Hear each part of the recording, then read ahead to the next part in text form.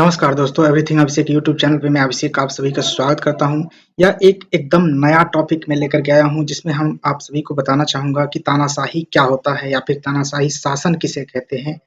Dictatorship इसे English में बोलते हैं और इसके बारे में हम अच्छे तरीके से जानने वाले हैं इस वीडियो के माध्यम से। वीडियो को लास्ट तक देखिएगा, तब जाकर के आपको सारे कंसेप्ट, सारे चीज़ को समझ पाएँगे आप।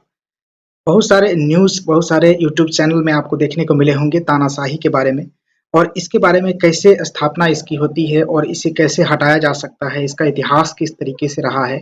इन सभी मुद्दों पर हम बात करेंगे एक-एक पॉइंट के थ्रू और साथ ही साथ अपना विचार भी रखेंगे जो कि निकल के आएगा इंडिया के परिप्रेक्ष्य में कि इंडिया के संदर्भ में, भारत के संदर्भ में जो कहा जा रहा है कि तानाशाही शासन है, इस तरीके से इंडिया में आने की संभावना को देखा जा रहा है। इन सभी मुद्दों पे बात करेंगे अच्छे से। आइए वीडियो को शुरू करते हैं। सबसे पहले आपको बताना चाहूँगा कि अगर आप हमारे इस चैनल पे नए हैं तो प्लीज़ सब्सक्राइब करके मेरे को सपोर्ट कीजिए और लाइक करके वीडियो को शेयर कर दीजिएगा दोस्तों के साथ। साथ ही साथ देखेंगे यहाँ पर निकल के आएगा आपके सामने में सबसे पहला जो टॉपिक के रूप में देखेंगे कि इंग्लिश में आप कहते हैं तानाशाही को डिक्टेटरशिप कहते हैं। इसको जान लेंगे आप लोग। यहाँ से आप जानते हैं कि तानाशाही को शॉर्ट फॉर्म में यहाँ से देखेंगे, उसके बाद तफसील से जानेंगे कि तानाशाही सत्तावादी शासन का एक रूप होता है। यानी कि तानाशाही एक प्रकार का क्या होता है, तो सत्तावादी शासन का एक रूप होता है जिसमें एक व्यक्ति या फिर एक छोटे समूह के हाथों में सत्ता की नियंत्रण होती है। तानाशाही में मौलिक अधिकारों और स्वतंत्रता को प्रतिबंधित कर दिया जाता है और साथ ही असहमति को दबा दिया जाता है और राजनीतिक विरोधों को भी दबा दिया जाता है। यानी कि समझ लें, एक तौर पे, नए तौर पे आप समझ लें, सीधे तौर पे आप समझ सकते हैं इसको कि जब आप तानाशाही शासन की बात कर रहे होते हैं तो उसमें क्या होता है, तो कोई एक व्यक्ति या फिर कोई एक पार्टी या कोई कोई एक छोटे समूह होता है जिसके द्वारा पूरे ही सत्ता पर नियंत्रण हो जाता है। वहाँ पर किसी भी तरीके का मौलिक अधिकार को हटा दिया जाता है, कोई भी तरीके का मौलिक अधिकार काम नहीं करता है, उसकी स्वतंत्रता पर प्रतिबंध लगा दिया जाता है। किसी भी तरीके से आप असहमति जताएंगे तो उसको दबा दिया जाता है, चाहे वो बलपूर्वक हो या फिर कानूनी रूप से हो, जिस तरीके से हो उसको दबा दिया जाता है। साथ ही साथ राजनीतिक जो पार्टी है उसको भी दबाने की कोशिश किया जाता है और दबा ही दिया जाता है, समझ लें इस प्रकार से। आज हम इसी वीडियो में इस तरीके के सारे फैक्ट को जानेंगे जिसमें कि तानाशाही क्या होता है इसके बारे में जानेंगे, इसे कैसे स्थापित किया जाता है, इसे हटाने के कौन-कौन से तरीके हो सकते हैं, तानाशाही का अर्थ क्या होता है और दुनिया भर में जो तानाशाही देखने को मिलते हैं उनके उदाहरण स्वरूप हम जानेंगे इसमें, इस वीडियो के अंतर्गत। आगे बढ़ेंगे, देख सकते हैं यहाँ पर आपके स्क्रीन पे दिखेगा कि व्हाट इज डिक्टेटरशिप, यानी कि तानाशाही क्या होता है। बहुत सारे तानाशाह का पिक्चर आपको दिख रहे होंगे, जैसे कि हिटलर है और कई सारे किम जोंग हैं और उनके फादर भी हैं, देख सकते हैं आप।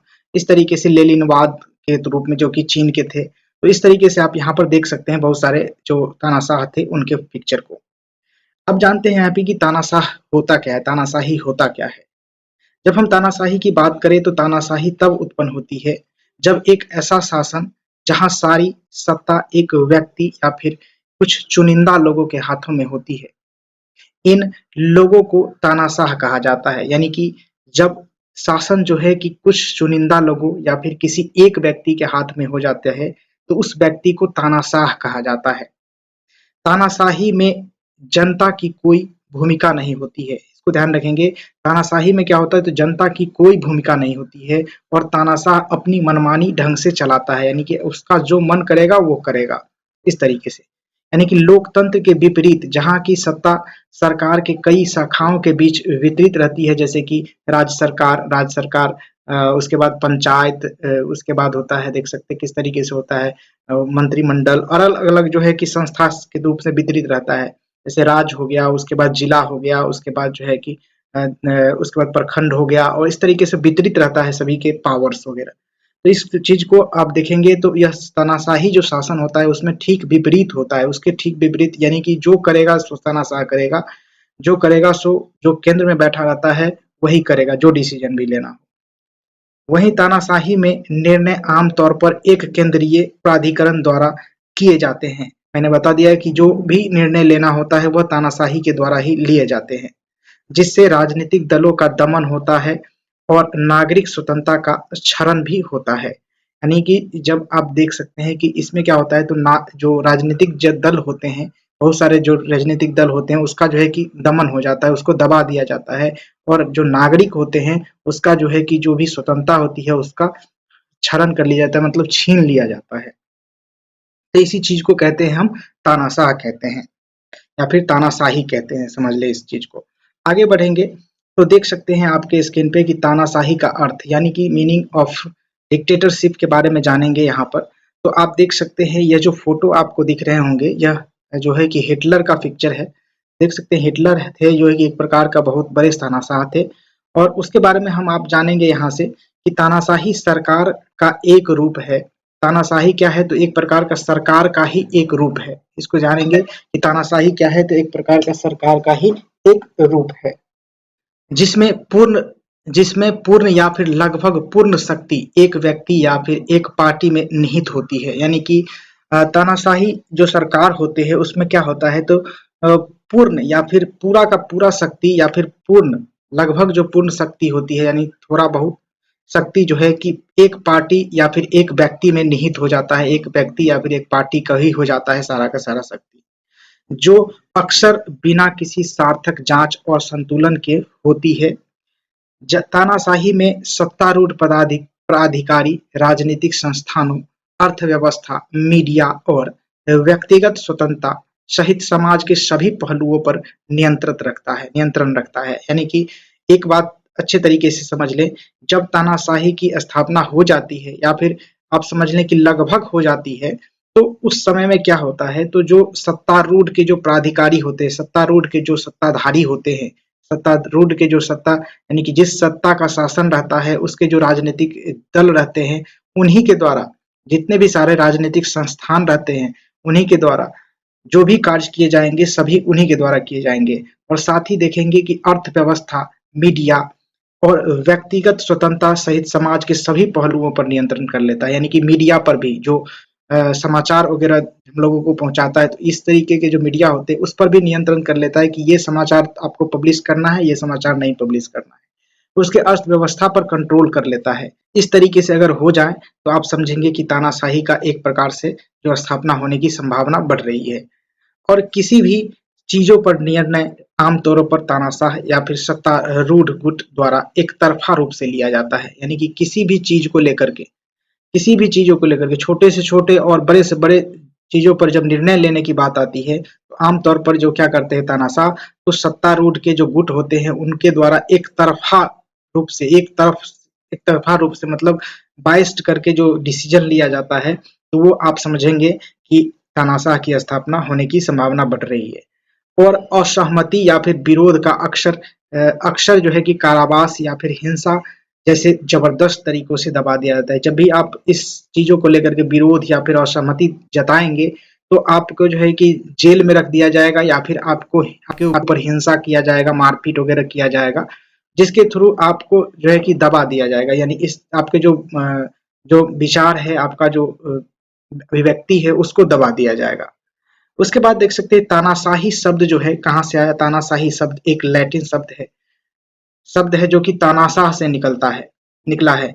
जो ऐतिहासिक रूप से इसके मतलब के बारे में जाने कि तानाशाह के मतलब के जो ऐतिहासिक रूप से प्राचीन रोम में एक मजिस्ट्रेट को संदर्भित करता है। यानी कि प्राचीन ऐतिहासिक रूप से आप जाने तानाशाह का मतलब, तो इसका मतलब होता है कि एक मजिस्ट्रेट थे जो कि रोम में थे, उनके उनको जो है कि संदर्भित करता है, उनसे जोड़ता है। किस तरीके से कि जिसे संकट के समय में असाधारण शक्तियां प्रदान की गई थी। जब भी कोई भी देश हो, चाहे कोई भी राज्य हो या फिर कोई भी जिला हो या फिर किसी भी क्षेत्र में कोई भी राजा हो, उनके द्वारा जो है कि संकट के स्थिति में एक जो असीमित शक्ति होती है, वो असाधारण जो शक्ति होती है उसको प्रदान की जाती है कि उस शक्ति के द्वारा जो है कि जैसे किसी भी देश पर कोई आक्रमण कर दिया, वह संकट की घड़ी होती है और उस संकट की घड़ी में जो नागरिक के जो अधिकार होते हैं उसे छीन लिया जाता है और जो मूल अधिकार होते हैं उसको हटा दिया जाता है। और इसके थ्रू जो है कि फुल पावर से जो है कि देश या फिर देश के जो सत्तारूढ़ के जो दल होते हैं वह पूरे देश को लेकर के रिप्रेजेंट करते हैं और जो है कि पूरी शक्ति से लड़ाई करते हैं। इसीलिए इस शक्ति को असाधारण शक्ति का जो है कि संज्ञा दिया गया। हालांकि इसके जो आधुनिक युग में यानी कि अभी के युग में आप देखें तो इसके संदर्भ में जो है कि तानाशाही सत्तावादी शासन के रूप में रूप का एक प्रतीक बन गई है। यानी कि इसके विपरीत आप देखेंगे कि पहले क्या था, तो जैसे कि कोई संकट है, उस समय में इस शक्ति का इस्तेमाल किया जाता है। तानाशाही जो शक्ति है एक प्रकार का, उस शक्ति का इस्तेमाल किया जाता था। लेकिन अब क्या हो गया है, आधुनिक संदर्भ में क्या हो गया है, तो तानाशाही सत्तावादी शासन के रूप में प्रतीक बन गया, एक तरीके के जो चिन्ह बन गया है, जो अक्सर जो क्या करता है, तो लोकतांत्रिक सिद्धांतों, मानवाधिकारों और व्यक्तिगत स्वतंत्रता की कीमत पर एक ही नेता या फिर एक छोटे समूह के हाथों में सत्ता के नियंत्रण की विशेषता को दिखाता है। ध्यान रखेंगे, इस तरीके की जो बात है, तानाशाही के तरीके की जो बात है, इंडिया को लेकर के भी कहा जा रहा है कि जिस तरीके से अरविंद केजरीवाल पर कार्रवाई हो रहे हैं और बहुत सारे जो नेता हैं जो कि अन्य पार्टी से रिलेटेड है और जो सत्तारूढ़ के सत्ता में जो पार्टी है उनसे अलग है, उन पर किस तरीके से कार्रवाई किए जा रहे हैं, जो मतलब प्रशासनिक जो कार्यालय है, प्रशासनिक जो प्राधिकारी है, उसके द्वारा जो किस तरीके से जो है कि कार्रवाई किए जा रहे हैं, तो इसको लेकर के जो चिंता जताया जा रहा है बहुत सारे लोगों के द्वारा कि भारत में भी कहीं न कहीं तरीके से जो है कि तानाशाही की स्थापना की जाने की जो है कि कोशिश की जा रही है। इस बात को कहा जा रहा है। आप जानेंगे इसके बारे में और अच्छे तरीके से कि हाउ इज़ डिक्टेटरशिप एस्टेब्लिश, यानी कि जब स्थापना किस तरीके से होता है डिक्टेटरशिप का, यानी कि तानाशाही का किस तरीके से स्थापना होता है, इसको आप जानेंगे। तो यहाँ से हम जान सकते हैं कि dictatorship can be established through the various means, including कर रहे हैं हम यहाँ पर कि पहला जो पॉइंट निकल के आता है कि सत्ता को पलट करके। जैसे आप देखे होंगे बिहार में ही कई बार सत्ता का पलट हो गया है, यानी इस पार्टी से बदल करके उस पार्टी में नीतीश बाबू चले जाते हैं। तो इस तरीके की जो बात है उसकी बात यहाँ पर भी किया जा रहा है कि सत्ता को पलट करके हम क्या कर सकते हैं, तो यो हम डिक्टेटरशिप या तानाशाही की हम स्थापना कर सकते हैं। जैसे आप जान सकते हैं यहाँ पर कि आम तौर पर सेना या फिर सत्तारूढ़ अभिजात वर्ग के एक पार्टी द्वारा मौजूदा सरकार को अचानक से और हिंसक तरीकों से सत्ता को अपने कब्जे में लेकर तानाशाही को स्थापित कर लिया जाता है। यानी कि आप समझे इस तरीके से कि आम तौर पर क्या होता है, तो सेना या फिर सत्तारूढ़, सेना जो पुलिस वगैरह है, जो सेना है वो, या फिर सत्तारूढ़ के जो अभिजात वर्ग होते हैं वो, इन सभी के द्वारा जो क्या कहता है, एक पार्टी के मौजूदा सरकार का अचानक से हिंसक तरीके से या फिर सत्ता को अपने कब्जे में ले लेते हैं। यानी कि इस तरीके से, यानी नॉर्मल तरीके से उसका जो समर्थन रहता है वो अपना समर्थन वापस ले लेते हैं और इसका जो सरकार है, जिस भी पार्टी का गठबंधन का जो सरकार रहता है वो टूट जाता है और किसी अन्य पार्टी का सरकार आ जाता है। और वह जो पार्टी जिसका सरकार आता है टूटने के बाद, वह जो पार्टी है वो अपने तरीके से सारे कुछ को मैनिपुलेट करके अपने तरीके से सारे कुछ करने लगते हैं। तो इस प्रकार से जो होता है वह, इसको आप देख सकते हैं कि तानाशाही का स्थापना इस तरीके से भी किया जा सकता है। आगे देख सकते हैं, नेक्स्ट जो पॉइंट है दूसरे नंबर में कि चुनाव में हेरा-फेरी करके भी तानाशाही की स्थापना की जा सकती है। तो यहाँ पर बताया जा रहा है कि किस तरीके से की जा सकती है कि तानाशाह अपने अनुकूल परिणाम सुनिश्चित करने के लिए मतदाताओं को डराने, धमकाने, मतपत्र भरने और मीडिया पर नियंत्रण जैसी रणनीति का उपयोग करते हैं। करके जो है कि सत्ता को मजबूत करने के लिए चुनावी प्रक्रियाओं का फायदा उठाकर तानाशाही की स्थापना कर लेते हैं। यानी कि जब आप देख लें तो इस तरीके से बात कहा गया है कि मतदाता को डरा धमका करके कि नहीं तुम हमको ही वोट दोगे, नहीं तो हम तुम्हें मारेंगे पीटेंगे, इस तरीके से बात कह करके मत पत्र जो होते हैं उसमें भरवा करके उसे उससे भरवा करके या फिर मीडिया जो है उस पर नियंत्रण करके कि कोई भी चीज है, कोई भी जो न्यूज़ है उसको आम लोगों तक पहुंचने ही नहीं दिया जाए, जिससे कि कोई भी तरीके के जो चुनाव में रणनीति है उसको अच्छे तरीके से मैनिपुलेट करके एक अनुकूल रूप से जो है कि तानाशाह जो सरकार है वह अपने अनुकूल बना लेने की बात को करता है। तो निश्चित रूप से आप समझेंगे कि चुनावी हेरा-फेरी करके भी तानाशाह की स्थापना की जा सकती है। आए दिन आप देखते होंगे कि चुनावी जो हेरा-फेरी इस तरीके से किया जाता है जिसमें कि चुनाव में ईवीएम की जो है कि इस्तेमाल किया जाता है। तो ईवीएम में आप देखेंगे कि हैकिंग वगैरह का भी प्रॉब्लम होता है। तो इस तरीके की बात को कहा गया है। आगे देखेंगे, यहाँ पर देखेंगे तीसरा पॉइंट आपको देखने को मिलेगा आपातकालीन शक्तियाँ लगा करके। आपातकालीन जो शक्तियाँ होती है वह निश्चित ही रूप से जो मैंने पहले बताया था कि किसी भी आपात स्थिति में लगाया जाता है, जैसे कि भारत में राष्ट्रपति शासन होता है, आपातकालीन की जो इमरजेंसी की घोषणा होती है जैसे इंदिरा गांधी के समय में हुआ था। तो इस सभी चीज़ों को इस सभी चीज़ों के संदर्भ में जो शक्तियाँ होती है इसको लगा करके भी बहुत सारे नेता जो क्या करते हैं तो तानाशाही की स्थापना कर लेते हैं। अब कैसे करते हैं इसके बारे में आप जानेंगे कि जो नेता है अक्सर विपरीत परिस्थितियों में मार्शल लॉ की घोषणा करते हैं। मार्शल लॉ एक प्रकार का जो इस तरीके के लॉ है जिसमें कि नागरिकों की स्वतंत्रता का निलंबन हो जाता है। किसी भी तरीके के नागरिक की जो मौलिक अधिकार है इन सभी चीजों का हनन हो जाता है। इसको आप ध्यान रखेंगे। और उसके बाद जब देखते हैं कि इसी किसी शक्ति के अनुचित इसी शक्ति के जो है अनुचित फायदा लेकर के नेता अपने आप को तानाशाह घोषित कर लेता है और तानाशाही की स्थापना हो जाती है। किस तरीके से होता है कि जब भी कोई जो है कि शक्ति है, किसी भी तरीके की जो शक्ति है यानी कि आपातकालीन जो शक्ति है, उसमें क्या करता है तो सारे के सारे जो नियम कानून होते हैं वह जो है कि एक निश्चित रूप से एक व्यक्ति या फिर एक पार्टी के हाथ में आ जाता है, जो सत्ता में होते हैं उसके हाथ में आ जाता है। वह अपने तरीके से सभी चीज़ों को चेंज कर सकता है, सभी चीज़ों को हटा सकता है, जोड़ सकता है। तो उसी संदर्भ में क्या करता है, तो वो अपने आप को तानाशाह घोषित कर लेता है। उसके बाद जो है कि वह शक्ति अपने आप से छोड़ने के लिए नहीं राजी होता है और अपने आप को तानाशाह घोषित कर देता है और देश में राज्य में तानाशाही का जो है कि व्यवस्था स्थापित हो जाती है। आगे देखेंगे तो यहाँ पर चौथा नंबर में आपको देखने को मिलेगा संस्था पर कब्जा करके, यानी किसी भी संस्था पर कब्जा करके। जैसे कि यहाँ पर देखेंगे कि जिस तरीके से तानाशाह अपने शासन को मजबूत करने, नागरिक स्वतंत्रता पर अंकुश लगाने और विपक्ष को दबाने के लिए न्यायपालिका, विधायिका और सुरक्षा तंत्र सहित राज्य प्रशासनिक संस्थानों का शोषण कर इसकी स्थापना कर लेते हैं। यानी कि यहाँ पर ध्यान देंगे कि तानाशाह अपने शासन को मजबूत करने, नागरिक स्वतंत्रता पर अंकुश लगाने और विपक्ष को दबाने के लिए न्यायपालिका जो होते हैं, विधायिका होते हैं और सुरक्षा जो तंत्र होते हैं, सुरक्षा तंत्र सहित राज्य के जितने भी सारे प्रशासनिक संस्थान होते हैं, सभी का शोषण करते हैं, सभी पर एक तरीके से कंट्रोलिंग पावर ला लेते हैं, कब्जा कर लेते हैं।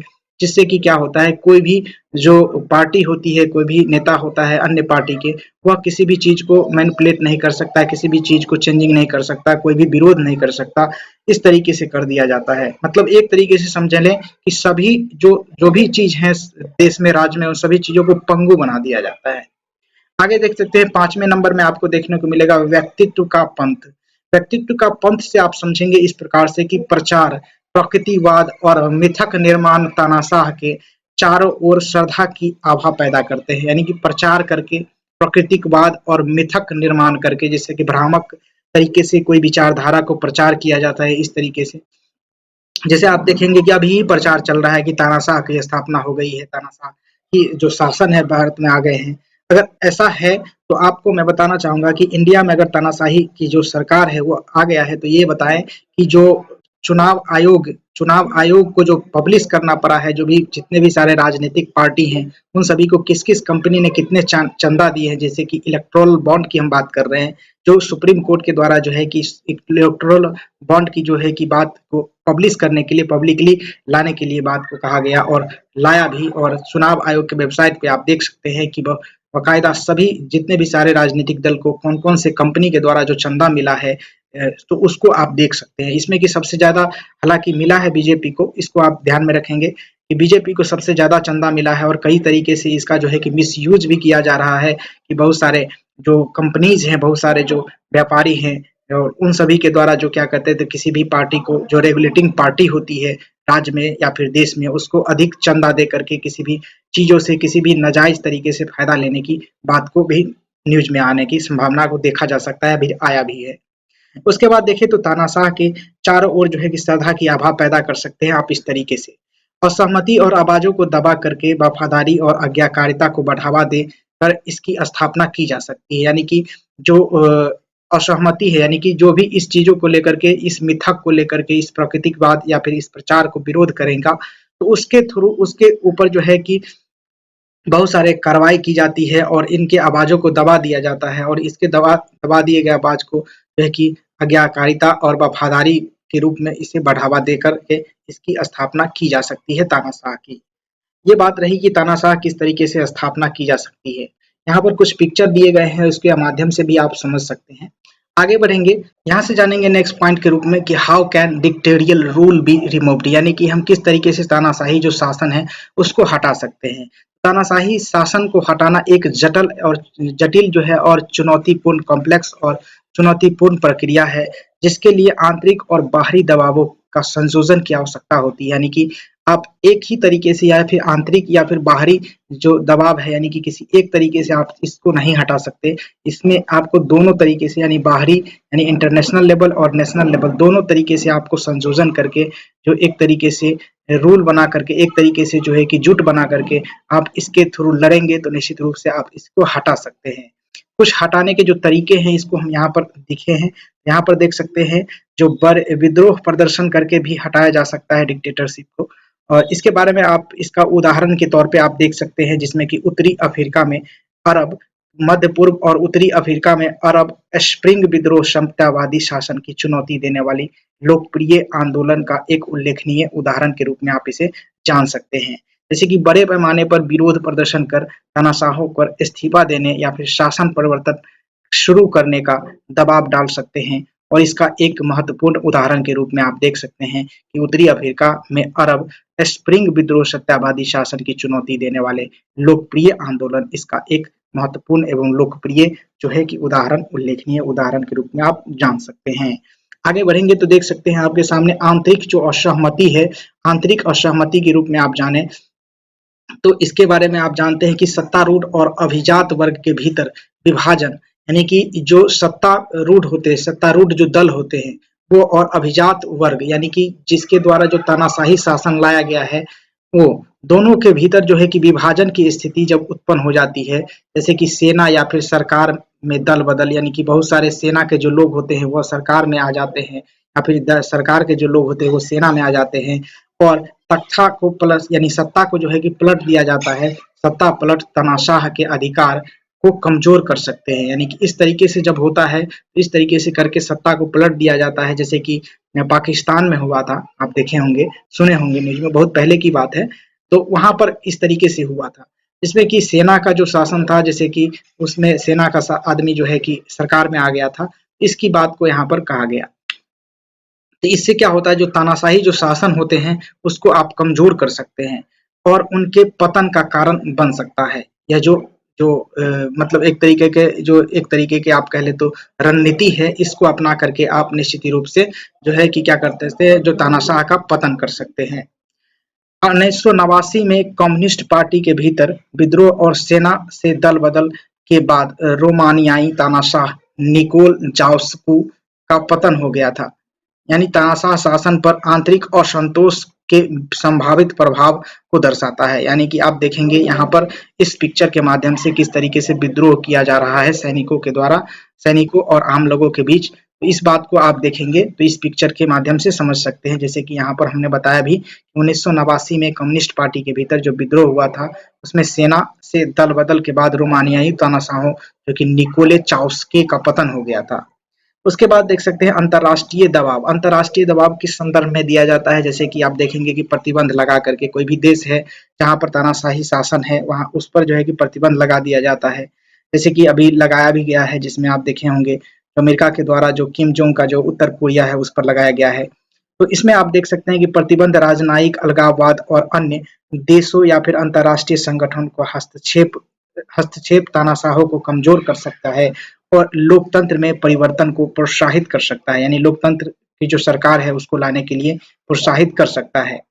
इसके उदाहरण के तौर पे आप देख सकते हैं कि रंग भेद युग के दक्षिण अफ्रीका के खिलाफ आर्थिक प्रतिबंध और लैटिन अमेरिका में जो है कि सैन्य जुंटा पर राजनयिक दबाव तानाशाही को कमजोर करने में सफल अंतर्राष्ट्रीय प्रयास का एक उदाहरण के रूप में आप समझ सकते हैं। इस तरीके से जो पिक्चर में आप देख रहे होंगे जो कलर को लेकर के रंग भेद को लेकर के दक्षिण अफ्रीका में जो है कि आर्थिक प्रतिबंध लगाया गया था जिसके माध्यम से लैटिन अमेरिका ने सैन्य जुटा पर राजनयिक दबाव के थ्रू जो है तानाशाही को कमजोर करने में सफल रहा था।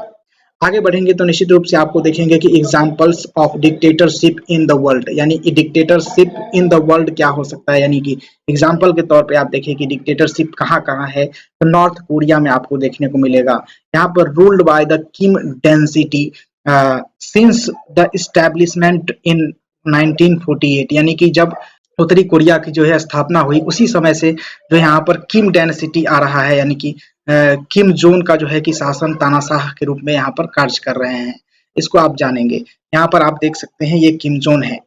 उसके बाद सीरिया की हम बात करें तो सीरिया को देखने को मिलेगा कि under the authoritarian rule of Bashar al Assad जो है कि एक प्रकार से सीरिया का जो है कि तानाशाह है, जो कि हिज फैमिली सिंस इन 1971 यानी कि 1971 से यहाँ पर जो है कि तानाशाही शासन लागू है, इसमें कि बशर अल असद के नाम से आप जानते हैं इस तानाशाह को। उसके बाद देखेंगे कि जिम्बाब्वे में अभी तानाशाही है, तो यहाँ पर आपको formally ruled by the Robert Mugabe इसका नाम है, यहाँ देख सकते हैं। यहाँ पर जो है कि नियरली 4 डिकेड यानी कि इस 4 दशक से यहाँ पर आउटस्टैंडिंग जो है कि 2017 ईस्वी से यहाँ पर जो है कि जिम्बाब्वे में जो है कि आपको देखने को मिलेंगे जो तानाशाही है वहाँ पर भी स्थापित है। इसके बाद देख सकते हैं यहाँ पर कि कंक्लूजन के रूप में, कंक्लूजन यानी निष्कर्ष के रूप में आप जान सकते हैं यहाँ पर। उसके बाद देखेंगे यहाँ पर कि तानाशाही एक राजनीतिक घटना का रूप है, यानी कि तानाशाही क्या है तो एक राजनीतिक घटना का रूप है। यह ऐतिहासिक आकस्मिकताओं, राजनीतिक गतिशीलता और सामाजिक सांस्कृतिक संदर्भों की परस्पर जटिल क्रिया का प्रतीक है। हालांकि निरंकुश शासकों के पास दुर्जय शक्ति हो सकती है, यानी कि निरंकुश जो शासन होते हैं यानी कि तानाशाह जो शासक होते हैं उसके पास दुर्जय शक्ति हो सकती है, यानी कि असीमित शक्ति हो सकती है, लेकिन उसके जो शासन है, शासन स्वाभाविक रूप से नाजुक होते हैं। उनका जो शासन है वह स्वाभाविक रूप से क्या होते हैं तो नाजुक होते हैं, कभी भी बिखर सकते हैं। इस बात को कहा गया है, जो तानाशाही जो शासन होते हैं वह बेहद ही नाजुक होते हैं। आंतरिक असंतोष के कारण यह जो नाजुक होते हैं किस कारण से होते हैं तो इसमें आप जानेंगे कि आंतरिक असंतोष हमेशा इसके शासन काल में जो फैले रहते हैं। लोकप्रिय लामबंदी यानी कि जो लोग आदमी को जो है कि आप जमा नहीं कर सकते हैं, लोकप्रिय आमबंदी रहता है, लामबंदी रहता है और अंतर्राष्ट्रीय दबाव की भी जो सामना करना पड़ता है के प्रति संवेदनशील होते हैं। यह ध्यान रखेंगे जो अंतर्राष्ट्रीय जो दबाव होते हैं इस पर बहुत ही अच्छे तरीके से दिया जा सकता है। और उसके बाद देखिए तो तानाशाही की रचना को समझना सत्तावादी शासन की चुनौती को स्पष्ट करता है, यानी जो सत्तावादी जो शासन है उसके चुनौती को जो है कि स्पष्ट करता है और स्वतंत्रता, न्याय और लोकतंत्र के लिए मानवीय आकांक्षाओं के अस्थायी लचीलेपन को रेखांकित करता है। ध्यान रखेंगे इस बात को। और यहाँ पर बताया जा रहा है कि संरचना जो तानाशाही की जो रचना होती है इसको अगर समझना है तो सत्तावादी शासन की जो चुनौती होती है उसको समझने की बेहद ही जरूरत होती है और स्वतंत्रता, न्याय और लोकतंत्र के लिए मानवीय आकांक्षाओं के अस्थायी लचीलेपन को रेखांकित करता है, यानी लचीलेपन, अस्थायी लचीलेपन की जो आकांक्षाएं होते हैं उसको करने की बात को कहा जा रहा है यहाँ पर। उसके बाद देख सकते हैं कुछ फिगर है, इसके माध्यम से भी आप जान सकते हैं, जो प्रिंटेड फिगर के माध्यम से जान सकते हैं कि जो तानाशाह है किस प्रकार से कार्य करता है और किस तरीके से मैनिपुलेट करता है सभी नियमों को, कानूनों को। इसको ध्यान रखेंगे। इस वीडियो में आप जान पाए होंगे निश्चित तौर पे कि तानाशाह क्या होता है और इसके जो स्थापना किस तरीके से किया जाता है, इसको हटाया किस तरीके से जा सकता है। इन सभी बातों को हम इस वीडियो में एक-एक करके जाने और भारत के संदर्भ में, इंडिया के संदर्भ में भी हमने बताया वीडियो के जो इंटरनल पार्ट था उसके द्वारा, उसके अंतर्गत। फिलहाल इस वीडियो में इतना ही। लाइक जरूर करिएगा, वीडियो को शेयर कर दीजिएगा। Thank you for watching this video. जय हिंद, वंदे मातरम।